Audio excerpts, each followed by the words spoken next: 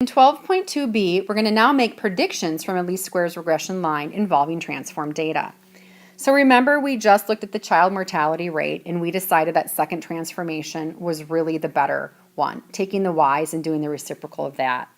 Well, this was our scatter plot, which looks good. This was the residual plot. A computer output actually gave us, this would end up giving us our particular equation.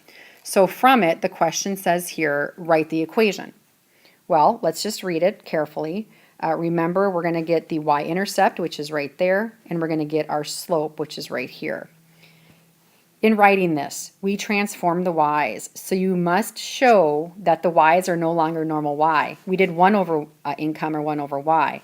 I'm just going to rewrite the y-intercept and the slope here accordingly, and we've got it. That's our new least squares regression line.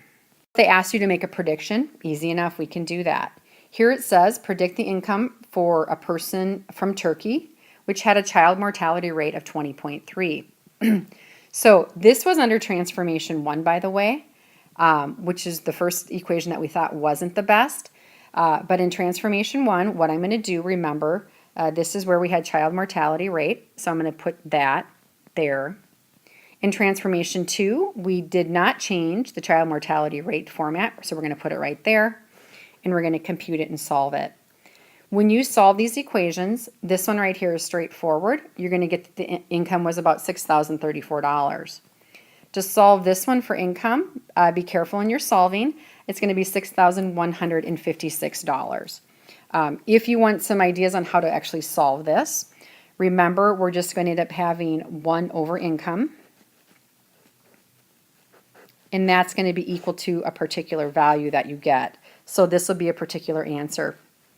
To solve for that, I can just cross multiply. Income can go up, this value can go down. So to actually get the income answer, it would just be 1 over the value over here. Now, what we've noticed is this. When you run the regression models, let's kind of look at them more so. Transformation 1, which did the reciprocal of our x's, we ended up getting a variation or a coefficient of determination of 84.3. So 84.3 of the variation is accounted for by the least squares regression line if we use this particular transformation to linearize. However, transformation 2, if we go back to the computer output, its coefficient for the determination was 92.1, which says that 92.1% of the variation in transforming y is accounted for by the least squares regression line. So in this case, if we look at the scatter plot, the residual plots, and now our coefficient of determination, our second transformation would have been the right approach.